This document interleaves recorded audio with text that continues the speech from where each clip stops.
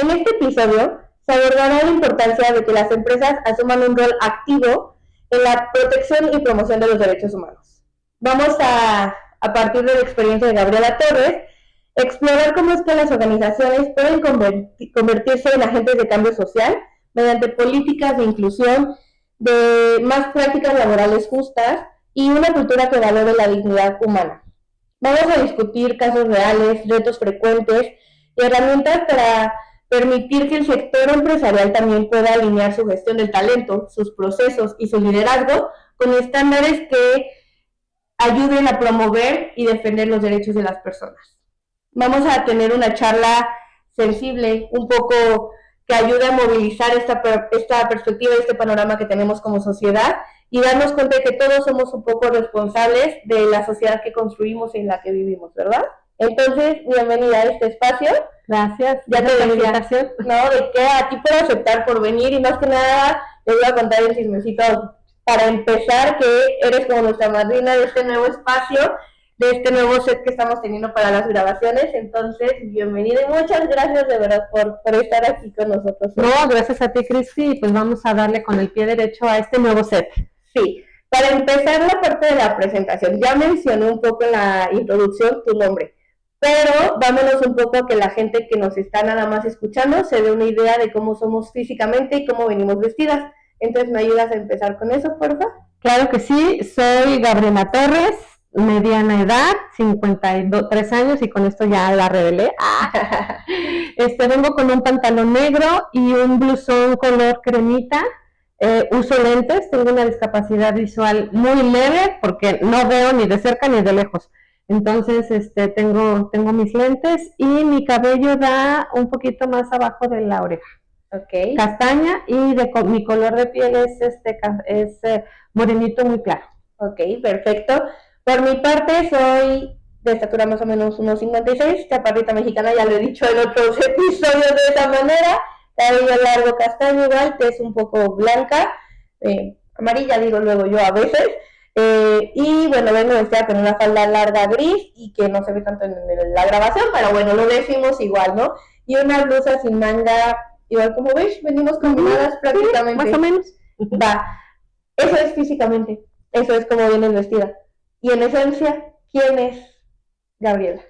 Ay, Gabriela Torres es una apasionada y ñoña de todos los temas de los derechos humanos, del talento humano. Yo me dedico más de 30 años, ya tengo 32 años dedicándome a temas del capital humano, y yo siempre digo que atrás de cada persona hay luz que se tiene que ir prendiendo poco a poco, y eso es lo que a mí me encanta, el ser una apasionada de los derechos humanos y prender el reflector al talento, porque talento siempre hay en todos lados.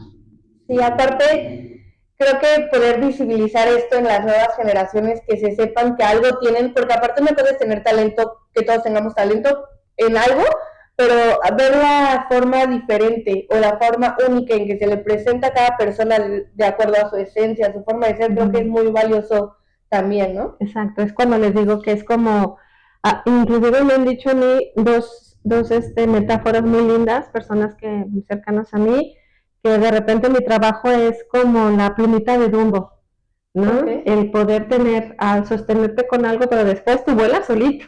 Entonces es eso, o la campanita de Disney, ¿no? Que te pone tus polvitos mágicos para que hagas maravillas. Entonces, esa es la esencia. Aparte, me encanta la música y la naturaleza. Entonces, también son mi pasión. Aparte te ayuda a relajarte y despejarte un poco de también el cansancio que lleva a tener este trabajo que puedes tener, ¿no? Así es. Esta lucha que decías al inicio antes de grabar, esta lucha que nos lleva a conocer a personas como nosotras y que estamos hoy unidas, sin conocernos previamente, pero que por lucha, por conocidos nos empezamos a conectar. Pero aunque también tiene esas cosas bellas, también está la otra parte que no se habla de lo agotador que puede ser emocionalmente, o incluso en esta parte de la autoestima profesional o la autoestima en general, ¿no? Sí, hay una frase que desde el punto de vista de personas con discapacidad maneja el movimiento, que es orgullo y dignidad, y yo le pondría resistencia, porque muchas veces el trabajo que nosotros hacemos siendo hermanos o hermanas activistas, es de mucho resistir y mucho aguantar las frustraciones, ¿no? Sí, que qué difícil con las historias que vamos teniendo, ¿no? Para podernos abordar o aventar más bien un poco más en tu experiencia. Cuéntanos sobre ese término, esa palabra que ha surgido mucho, inclusión, pero llevándola a lo laboral. ¿Qué es la inclusión laboral? Pues mira, a mí es un tema que me apasiona y lo llevo desde hace 12 años, el generar espacios seguros, espacios de sentido de pertenencia, en donde tu talento se vea más allá de cualquier característica física, de género, de orientación, de expresión, de identidad o inclusive de una discapacidad visible o no visible, y que tu talento se vea completamente reflejado, así como tus capacidades, tus aspiraciones y tu potencial, en donde tú puedas hacer quien eres con las capacidades que tienes en un puesto correctamente para ti. Para mí es eso la inclusión, ¿no? Que no haya barreras para que tú puedas mostrarte tal como eres. ¿Qué te llevó a ese trabajo o a ese querer hacer esto? Ay, pues fue una cosa muy curiosa. Toda mi vida laboral, que ya llevo más de 30 años en todo lo que es el tema de la gestión del talento y el capital humano, manejábamos temas de atracción de talento, de desarrollo, de formación, de gestión de talento. Y me pasaron un pequeño proyecto que se llamaba Equidad de Género, que estaba en un área completamente diferente a la mía. ¿Y qué me llevó a hacerlo? Pues justamente cuando me pasan el tema de equidad de género y en una cultura organizacional se van manejando temas de equidad de género, me fui adentrando a que la inclusión o la diversidad yo lo veía como una cebollita, que no nada más teníamos que hablar de equidad de género, que teníamos que hablar de orientación sexual, de identidad, de discapacidad visible o no visible, porque las personas no nacemos o no somos sencillos, mujeres, personas con discapacidad, migrantes, color de piel, sino somos una mezcla de eso. Entonces, esta cebollita que en esos ayeres, cuando yo veía lo de equidad de género, se iba como despegando y que se tenían varias capas, pues me di cuenta que se tenía que manejar o ver los temas interseccionales. Entonces, fui hace como 12 años, no había mucha literatura al respecto, todo fue encontrarse cosas, yo soy muy ñoña, yo leo mucho y trato de ver mucho los temas en los libros. Y me acuerdo que vino mi hija con un podcast, bueno, en ese caso no era un podcast así tal cual, hace 12 años, ¿verdad? Era una cuestión en YouTube, unas cápsulas que ella me mostraba historias de personas. Y ella pues estaba en la secundaria y me decía, mira mamá, tú que estás viendo este proyecto, y porque yo todo lo comentaba con ella, ve estas historias de estas personas. Entonces ahí fue donde dije, el tema de los libros y de la inclusión no solamente está en libros, sino en las historias y de conocer a las personas. Y hasta la fecha sigo manejando mucho el vivir y convivir con las personas diversas, que hasta mi grupo más cercano es muy diverso, ¿no? Llega un momento en que como tú dices, de repente son personas que me abren sus historias y puedo yo tener una relación con ellos, sobre todo laboral o profesional, pero al final se vuelven amigos, ¿no? Y se vuelven incluso familia elegida. Sí, aparte, esto que vas diciendo de las historias, ¿no? Escuchar las historias de las demás personas, menciono algo que ya mencioné en un episodio anteriormente. Alguien una vez me dijo, no creo que todo lo que vivimos tiene que ser contado. Exacto. Y yo no sé tú exacto a qué va, porque yo siento que al revés, que sí tiene que ser contado, porque siento que así es como muchas veces podemos aprender, porque también no es que vivimos 100 años, no es que vamos a vivir todo, entonces un poco aprender también de la experiencia de los demás nos ayuda, ¿no? Y no solo nos ayuda como para uno mismo, sino para saber cómo nos podemos relacionar de mejor manera con las personas. No sé hacia dónde iba todo mi exacto es combinar todo. Okay. Sí, porque muchas veces los libros te dan mucho contexto teórico, y cuando tú mezclas las experiencias de las personas con la teoría, y de repente yo soy muy racional, a mí inclusive la diversidad me ayudó a matizar mi mundo. Hace 12 años yo era una persona que manejaba los procesos de A, B, C, D, y entonces yo nada más encontraba un caminito, por cierto a veces muy largo, Y entonces te das cuenta que cuando lees un libro, buscas y te conectas con las experiencias de unas personas, se vuelven caminos innovadores y creativos. Entonces, la combinación de esos canales de sabiduría, de aprendizaje, tiene que ser así. Obviamente las experiencias de las personas nos dan muchísimo, prácticamente el 90%, pero el que también haya libros que nos ayuden a manejar, a estructurar la metodología, a generar procesos con la mirada diversa de estas personas que te enriquecen en la experiencia. A mí me pasa ahorita, si ya platicamos, que de repente uno puede estar haciendo dentro del ámbito organizacional. Tú, que eres el experto de diversidad, ¿verdad? Pues llegas y pones un protocolo de atención al servicio de personas con discapacidad, pero yo no vivo con discapacidad visible, ¿no? O sea, apenas sin mis lentes o la rodilla que me duele, pero cosas así que de repente si yo hago un protocolo sin la mirada Claro. de la diversidad, o le digo a alguien que viva con discapacidad, o a alguien que es experto en protección civil, que viva con discapacidad, que se han sido algunos procesos que yo he llevado, pues ellos me lo enriquecen. Entonces a eso me iba mi exacto. A toda tu explicación así es, ¿verdad? No, pero sí que justo lo que dices, o sea, que bien es el lema de las personas con discapacidad, el movimiento de personas con discapacidad, que si lo digo mal, una disculpa, pero que va más o menos como nada, sino nada de nosotros y nosotros. Correcto, ese es dentro del convenio que tenemos en la ONU y también en el Convenio Internacional de los Derechos de las Personas con Discapacidad, ese se menciona al final. Nada de nosotros y nosotros. Entonces, sí. así por eso. No, y estoy totalmente de acuerdo, nos enriquece muchísimo y justo hacia eso también me lleva a preguntarte, ¿por qué es importante que empecemos a hablar? No hablar de usar las palabras por usar como muchas veces ya estamos acostumbrados, sino darles realmente el valor que tienen o el trasfondo que tiene, en este caso a la inclusión laboral. Porque es importante o imperativo, me decías, en un negocio que empiecen a hablar y empiecen a abordar este tema.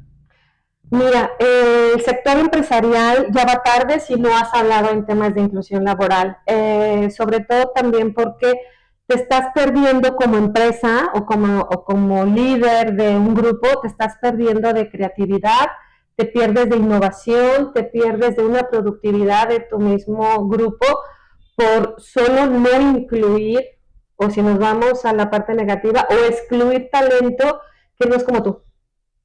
Entonces, de repente, cuando nosotros hablamos de inclusión laboral, lo que queremos es justamente ver el talento más allá de esas etiquetas que yo te decía, ¿no? Ver a las personas con conocimiento, ver a las personas con experiencia y ver a las personas con habilidades o lo que nosotros llamamos competencias. Uh-huh. Entonces, si tú, empresario, aún no hablas de temas de inclusión laboral, te estás perdiendo de una gran innovación y de una gran creatividad que se puede dar en los espacios de trabajo. Aunado a que prácticamente, esto es una teoría que se tiene, del mismo porcentaje que maneja INEGI de las personas que viven con discapacidad, que es más o menos el 16% de la población en México, hacemos la teoría o lo alineamos a una población empresarial. Si más o menos tienes el 50 o paridad de género, pues qué padre, y entonces ahí tienes otros temas de toma de decisiones para que tengas mayor representación de mujeres.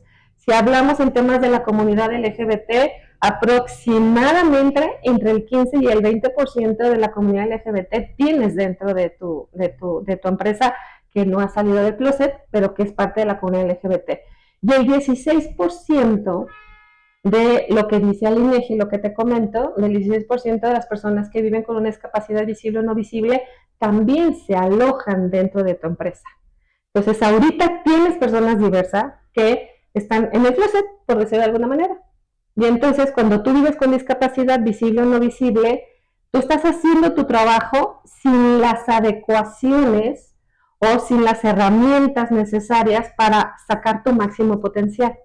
Entonces, cuando tú sacas tu máximo potencial, estás en espacios seguros de convivencia dentro de las empresas, ayudas justamente a que el alto desempeño de las personas crean mayor productividad dentro de ellas y esta productividad se pueda traducir en ROI, en lo que le llamamos, en el retorno de la inversión. Si no vives y no estás tú convencido de que tú tienes un grupo de talento diverso, es muy difícil que puedas llegar a los estándares de creatividad e innovación que te comento. Aparte, aquí puedo meter algo que platicábamos Sí, claro. antes de grabar. O sea, también no es solo en cuestión talento, ¿qué más me gustaría que la gente lo viera por ese lado del talento, del valor de las personas, que somos pues seres sociales que podemos crear cosas grandes juntos? ¿Qué más me gustaría que lo vieran por ese lado? Pero si lo vemos por el lado real que les interesa a la mayoría de las empresas, que es lo económico, ahí ¿qué nos dirías tú? ¿Por qué deberían emplear a alguien con discapacidad? Porque estás perdiendo talento. Ahí te va. ¿Por qué es importante emplear a alguien que no necesariamente que viva con discapacidad? Si vive con discapacidad, que sea algo que sea como fortuito. Ve por el talento. Y yo sé que hay personas que viven con discapacidad visible o no visible, que tienen el talento y no los vemos. Y lo primero que hacemos es cuando estamos en la atracción de talento, es que nos damos cuenta sobre estos sesgos inconscientes, prejuicios o estigmas que tenemos. Si yo en una entrevista veo que tú tienes alguna discapacidad visible, pues ya no te contrato, pues porque ¿cómo le vas a hacer? Independientemente de que tengas talento o no. O la otra, que ok, la persona de reclutadora te dice, híjole, sí, cubres el perfil, te voy a mandar entrevista con el líder contratante. Y el líder contratante no tiene la concientización o la formación de inclusión, no te va a contratar. Entonces, ¿qué es lo que sucede? Que obviamente en las empresas, las personas que no tienen esta sensibilidad, ya sean en grupos de recursos humanos o personas líderes en las áreas, pues van perdiendo ese talento. ¿Y qué sucede? Pues vas perdiendo innovación, pero hay lo más grave. Siempre lo menciono. Cuando tú tienes una cultura de inclusión laboral y tienes talento diverso enfocado a personas con discapacidad, estas mismas personas con discapacidad te pueden dar las herramientas y las experiencias necesarias para generar consumidores a través de productos y servicios que tú vendas.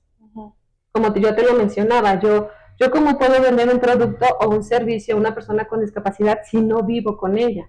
Y las personas con discapacidad tienen un poder adquisitivo muchas veces que necesitan productos y servicios muy adecuados o accesibles para ellos.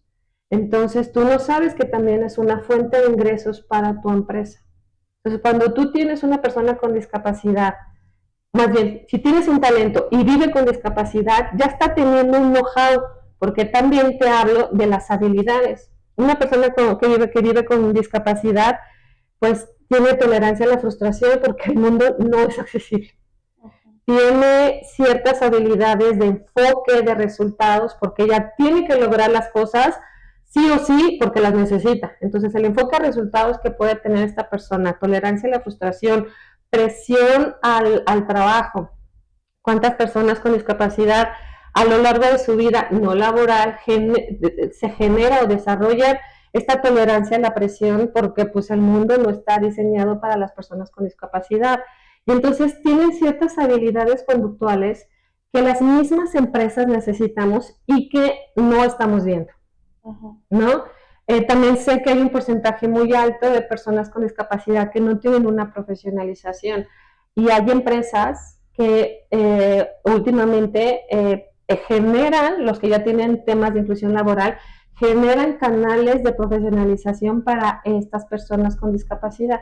Entonces, se puede ir generando como este movimiento comunitario, empresarial, en donde se generen oportunidades de profesionalización para las personas con discapacidad, pero que también las mismas empresas que ya tienen prácticas de inclusión laboral les puedan ayudar a generar más oportunidades de desarrollo, porque yo me he encontrado que de repente hay empresas que dicen que son incluyentes y por cuota necesitan una persona con discapacidad, ¿no? Y entonces te contrato a ti en la recepción porque eres persona usuaria de silla de ruedas, pero ahí te vas a quedar toda la vida, porque pues ahí ya cumplí con la cuota, ¿no? y ahí tienes que estar. Entonces lo que se busca también dentro de las empresas es que no solamente atraigas, sino también desarrolles, retengas y comprometas ese talento para que poco a poco vaya desarrollándose y pueda llegar a niveles de liderazgo y de toma de decisión dentro de las empresas, cosa que hay muy poquitas actualmente.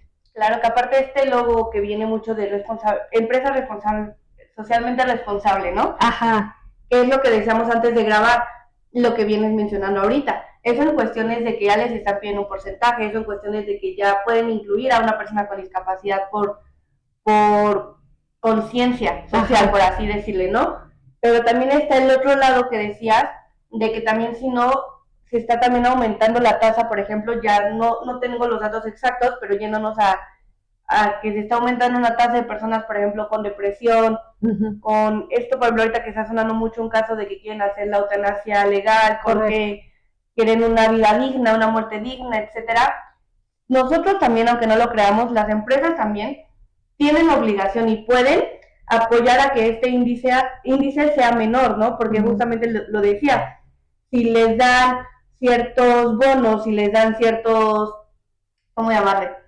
Pues beneficios, ¿no? Ciertos beneficios a las personas con discapacidad, entonces sus familias optan por, bueno, ya recibo eso, ya no lo llevo a una empresa, ya me ahorro, entre comillas, ese trabajo, pero en realidad no saben también el costo emocional que esa decisión puede llegar a implicar, tanto para ellos como cuidadores que acompañan a una persona con discapacidad como para la propia persona, ¿no? Porque justamente no se siente valiosa, no se siente capaz, etcétera, etcétera, digo, por poner palabras en la boca de ellos, que ya también, pues en estos episodios del podcast lo que se busca es que ellos nos lo nombren desde lo que viven, pero que dándonos una idea, podemos también contribuir a evitar esto, ¿no? Correcto, sí. Mira, las empresas pueden contribuir por mucho. Yo siempre lo hablo de un círculo virtuoso.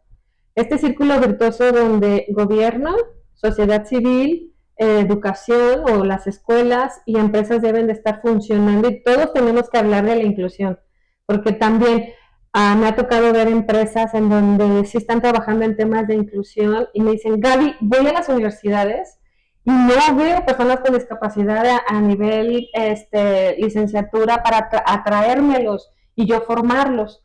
Entonces, cuando tú vas a las universidades te dicen, esa información es privada, no te puedo decir cuántos estudiantes tenemos con discapacidad, aunque llegues como empresa y decir, oye, fíjate que yo tengo un programa de inducción a estudiantes en los últimos semestres, no te la dan. Claro. Hay muy pocas universidades que tienen estos programas de inclusión.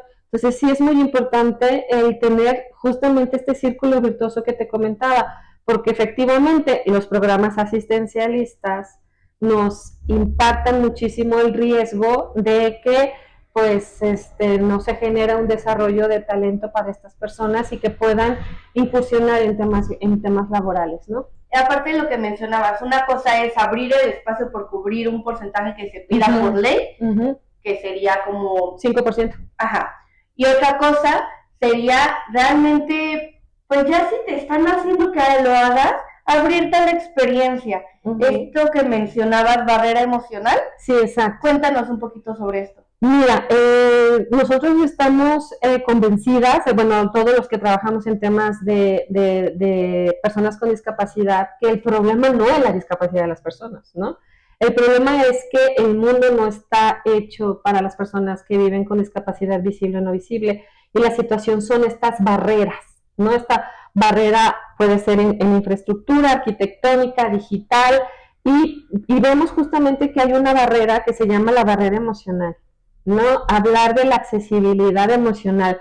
Tú como empresa puedes tener la accesibilidad en la infraestructura y puedes tener los elevadores marcados con braille y tu guía monotáctil para todas las personas y tienes tu lengua de señas, en tus intérpretes de lengua de señas ahí y tus espacios para las personas que tienen usuarios de silla de ruedas. Puedes tener todo eso. Pero sí, lo más importante, que la accesibilidad emocional no la tienes, que mucho resulta como tener mayor empatía, menos prejuicios, menos estigmas, menos estereotipos, menos diferencias, pues puedes tener todo eso, pero sin esa accesibilidad emocional, pues nada funciona, ¿no? Claro, que aparte justamente también me lleva a querer meter la cuchara, que no solo sea las personas con discapacidad, sino con todos los trabajadores. Ya se está hablando mucho en ciertas empresas, pero claro, empresas que tienen su sede, por así decirle, en Estados Unidos, que ya les dan este bono o este porcentaje para que vayan a terapia a sus trabajadores. Vayámonos al sistema educativo en México, que es en el que tengo experiencia. ¿Cuándo se ha visto que le den un bono a un maestro para simplemente, ya no hablemos de terapia, o sea, hablemos de un día de descanso real, porque nuestros puentes, nuestras vacaciones, sorpresas, son para hacer planeaciones, son para hacer exámenes, son para calificar, etcétera? Entonces, simplemente creo que desde ahí de dedicarnos un poco menos como mexicanos, porque creo que es mucho la cultura mexicana, a vivir para trabajar y más bien disfrutar más de la vida, de esos pequeños momentos, de estas experiencias que vienes diciendo que nos podemos abrir entre todos y realmente no tienen un costo. Le hemos puesto un costo, pero no es como que tengan un costo económico realmente. Exacto, sí. Y lo que mencionas es muy importante porque no solamente en el tema de personas con discapacidad, que es el tema que nos estamos enfocando nosotros ahorita, pero también personas mayores, diversidad generacional. Luego los jóvenes dicen, ay, este joven dentro de los ámbitos laborales, pues no, le falta mucho. O las personas mayores, no, pues es que no es tecnológico, no es muy digital. O vayámonos justo a algo que nos enlaza a los temas de cuidados. Cuando las empresas no tienen un sistema o beneficios para las personas cuidadoras, si de por sí el tema de cuidados cuando tenemos hijos, ¿no? Infancias o adolescencias, y si nos ponemos exquisitos el tema de personas mayores o el tema de personas con discapacidad, tampoco las empresas, si no han generado una inclusión laboral, los beneficios o las prestaciones para las personas que cuidan a las personas con discapacidad también se vuelve bastante retador, ¿no? Entonces ahí se vuelve como un círculo no virtuoso, sino un círculo vicioso, en el sentido de que, híjole, pues vas a la oficina a generar dinero para, ¿no? No me sirves, bye. Bye, exactamente. Como si fuéramos esta cultura que está mucho, no sé si bien o mal todavía, no sé la postura que tengo, pero de que en todos los trabajos somos reemplazables, menos en nuestras casas y nuestras familias. Creo que se puede ver desde el lado bueno y desde el lado malo, que nos lo han dicho mucho a las nuevas generaciones, de que cuidan lo que realmente es importante en la vida, ¿no? Porque tristemente los trabajos así se ha planteado que son las personas o los trabajadores, ¿no? Como de, bueno, renuncias, consigo a otro mañana. Y ya también da un poco de sentimiento eso, ¿no? Como, Sí. entonces, ¿dónde está lo que quiero aportar? ¿Dónde está mi esfuerzo? Etcétera, etcétera, etcétera. Sí, mira, las empresas que le apuestan a los temas de inclusión generan este sentido de pertenencia, ¿no? Esta parte de, a través de lo que tú eres, Cristi, ¿no? A través de tu talento, a través de tus capacidades, con tus aspiraciones y tu potencial, siéntete seguro en este espacio laboral para que saques tu mayor potencial y puedas hacer tu trabajo y puedas tener tu desarrollo y puedas el día de mañana tomar la decisión de seguir con nosotros o no. A eso es una apuesta que se están haciendo a través de la inclusión laboral para que sean empresas más humanizadas, en donde el respeto al talento sea lo primordial y que prevalezca justamente estos entornos de no discriminación para que tú puedas generar, vienen recortes, obvio, vienen temas de alto desempeño, vienen temas de gestión de talento, entonces todo eso viene a un lado, pero si tú manejas muy bien tu talento, no solamente tú tienes que hacer todo eso, también hay líderes contratantes que se le tienen que educar y formar precisamente como líderes colaborativos, líderes empáticos, personas líderes incluyentes, van de la mano justamente con todo lo que te puede dar de manera infraestructura la organización. Y a esa cultura justamente lo que se está manejando en temas de humanizar las empresas. Y no como tú dices, ay, no me sirves, bye. Sí, que aparte, qué feo que se tenga que usar la palabra humanizar cuando todos somos humanos. Correcto. Un poco como muy incongruente con nosotros mismos, ¿no? Ujú. Pero pues bueno, ahí vamos en ese camino y en ese proceso de volver a tomar conciencia de lo que es importante, ¿no? ¿Cómo es que has visto que las decisiones que toman ciertas empresas pueden impactar comunidades o grupos vulnerables? Híjole, las decisiones que toman las empresas cuando tú le apuestas a temas de inclusión laboral, por supuesto que se ha visto y hay muchas métricas al respecto. McKinsey tiene cifras, EY tiene cifras, donde se dice que el 36% de los ingresos aumenta las empresas si tú le apuestas a temas de inclusión laboral. Entonces, si no le estás apostando a eso, pues estás perdiendo el 36% que puedes ganar. Desde el 100% mínimo el 36% o más. Viéndolo desde el interés y es lo que les interesa. Sí, yo me he encontrado con dos tipos de líderes, fíjate, dentro de las empresas. Unos que dicen, Gaby, vamos a hacer esto por lo que tú dices, por el respeto al talento y al ser humano, lo vamos a hacer, no me tienes que convencer. Y hay unos líderes que justamente me dicen, ¿y qué gana la empresa por si hacemos todo esto? Entonces, a estos dos tipos de liderazgos hay que hablarles. Sí, al que dice, vamos a hacerlo por el respeto al talento, se hablan de sentidos de pertenencia, se hablan de talentos diversos, se hablan de otras cosas a que tú le dices al financiero o al líder que te dice cuánto gano si yo me meto a temas de inclusión. Ganas, obviamente, innovación, el 36%.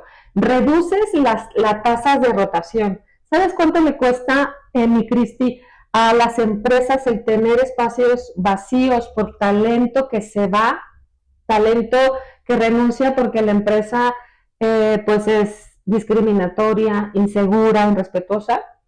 18 meses de sueldo de las posiciones que se encuentran vacantes, más el know-how que se lleva el talento, más la pérdida de clientes, más el retraso de operaciones, más la curva de aprendizaje que viene la persona nueva, más.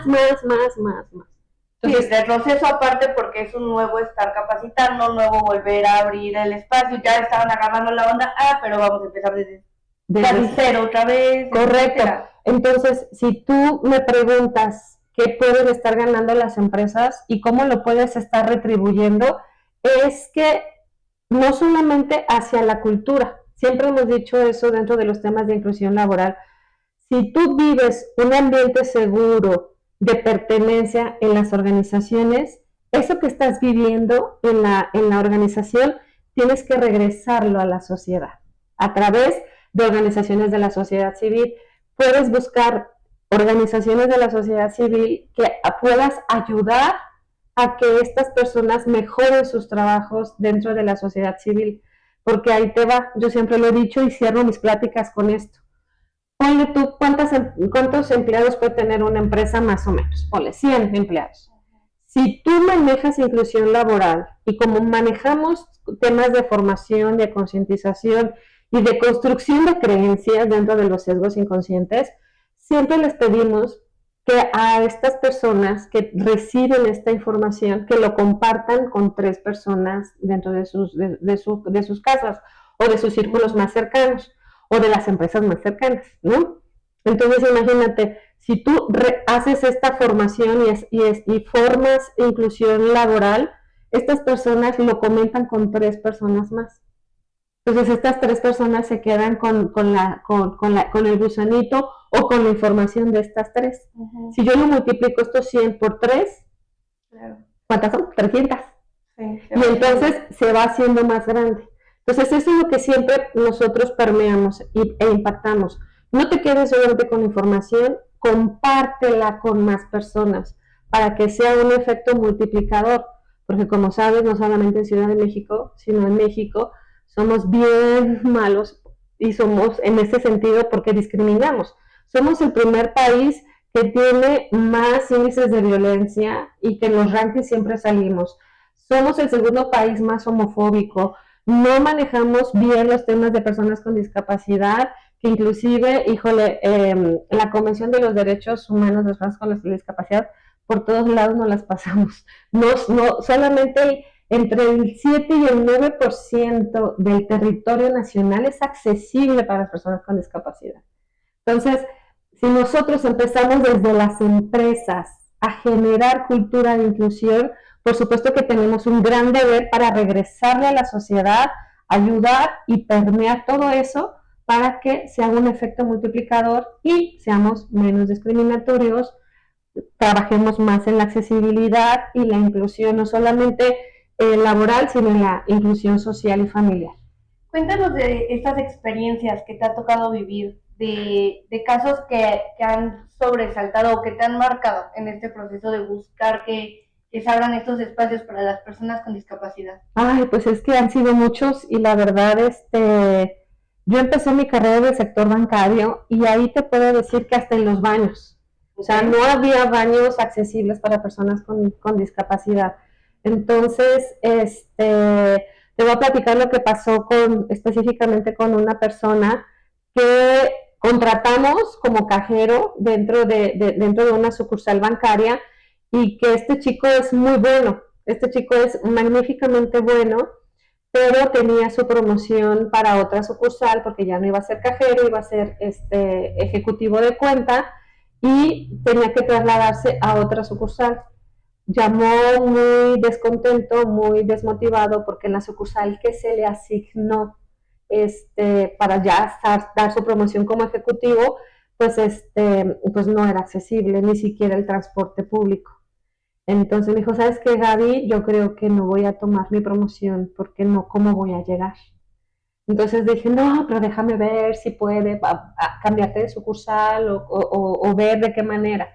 Se pudo generar otra vacante, entonces movieron al ejecutivo de la sucursal que no era accesible para él a esta sucursal y a él lo movieron en una sucursal accesible y me habló muy contento. Y me dijo, ¿sabes qué, Gaby? Sí se pudo.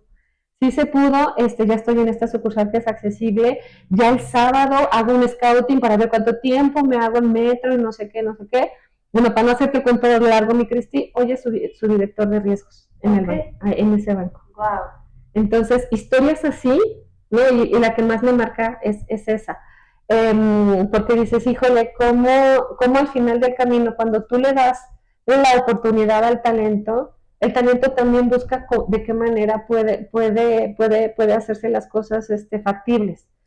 Otra muy interesante sobre todo es que se pueden hacer de sus cosas, ¿no? Volverse independientes.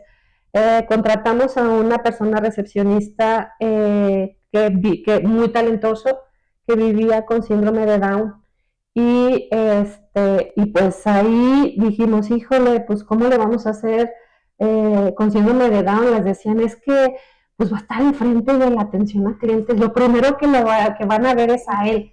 No importa, tiene la experiencia, tiene el talento para dar atención al cliente. Bueno, para no hacerte el cuento muy largo, esta persona se volvió recepcionista del edificio corporativo, manejó muy bien sus temas, que ahorita sigue desarrollándose y ya está a punto de cambiarse de área y para otra área de atención. Okay.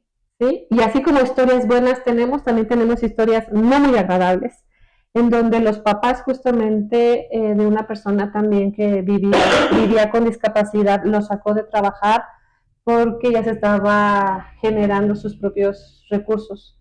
Entonces este chico también ya estaba volviéndose más independiente y pues ya no necesitaba a los papás. Y ahí fue muy frustrante porque ahí fueron los papás que lo sacaron de laborar porque pues que ya estaban muy preocupados porque se estaba volviendo más independiente. Qué difícil, ¿no? Entonces, tema. Sí, así como te cuento que hay historias y aprendizajes muy buenas, también hay aprendizajes muy malos en ese sentido de, híjole, ¿cómo puedo llegar a una casa a concientizar, a decirles todo lo bueno que está haciendo este chico de manera laboral y que no hay manera de decirle a los papás, no, no, no? Entonces, también creo que desde la inclusión laboral, nosotros como personas que nos dedicamos podemos trabajar mucho con las familias, dándoles justamente esta formación y esta deconstrucción de creencias que las personas con discapacidad no pueden hacer las cosas. Somos pocas las empresas, realmente déjame decirte que menos del 1% de las empresas en Ciudad de México, que es el dato que yo tengo, viven con políticas de inclusión laboral. O sea, tenemos un espacio y un panorama enorme para seguir trabajando en temas de inclusión laboral y cómo las empresas también pueden poner su granito de arena para mejorar políticas, para mejorar situaciones que la misma comunidad visca, por decirlo de alguna manera, enfrenta y poder dar información no solamente a las familias, sino también a los amigos o a las escuelas, ¿no? A toda la parte de educación que hay en este país. Con todo esto que hemos estado platicando y que nos has compartido desde tu experiencia, lo que has visto, los aprendizajes y retos que has tenido, para ir un poco cerrando, ¿qué mensaje te gustaría dejarle a la gente que esté viendo el episodio, esté o no en el mundo empresarial, esté estudiando, tenga o no algún familiar o persona cercana con discapacidad, simplemente está escuchando el episodio por algo? ¿Qué te gustaría que se llevara de este episodio? Ay, pues que empecemos a deconstruir nuestras creencias sobre las personas con discapacidad. Más allá de una silla de ruedas, más allá de una persona que tú veas con un bastón o que veas con un perro guía o una persona que viva con una discapacidad mental, deconstruye tu creencia de que son personas que no tienen los mismos talentos o no tienen las capacidades o no tienen las aspiraciones y el potencial. Cada ser humano tiene una magia, cada ser humano tiene talento. Entonces, velos más allá de esas etiquetas que la misma sociedad nos ha inculcado a cada uno de nosotros para verlos. Entonces, yo siempre he dicho, deconstruye tu creencia cada vez que tú veas a una persona con discapacidad y acércate a conocerlas en la medida de lo posible y de la manera más respetuosa, ¿no? Que aparte me gustaría sumar, si me lo permite. Sí, claro. Que no porque vayamos a ver el talento o queramos ver lo bueno, también no lleguemos a romantizar, también seamos un poco honestos o muy honestos, o sea, son personas finalmente, son humanos y eso y tener una discapacidad o una condición no los exime de que también cometan errores. Claro. Pero los errores no nos definen, nos ayudan a aprender, nos ayudan a crecer, entonces saber que, ok, contratas a alguien con discapacidad o con síndrome de Down, etcétera, no por eso significa que no se va a equivocar. Y que si se equivoca, que tampoco significa que siempre se va a equivocar y va a hacer las cosas mal, sino que todos nos veamos como esa parte de, a ver, nos equivocamos, pero aprendemos. Pero también no hay que caer en ese romantizar de somos empresas socialmente responsables por esto y esto y esto, sino realmente llevarlo a lo humano y a que aprendamos también de esas cosas que todavía todos tenemos por mejorar como sociedad, como empresa, líderes, etcétera, etcétera, ¿no? Exacto. Muchas gracias por venirnos a compartir de tu experiencia, por venirnos a compartir todo esto y pues bueno, por haber estado en este episodio con nosotros. Gracias, Cristi, por la invitación y pues a deconstruirnos como personas para generar una sociedad más incluyente.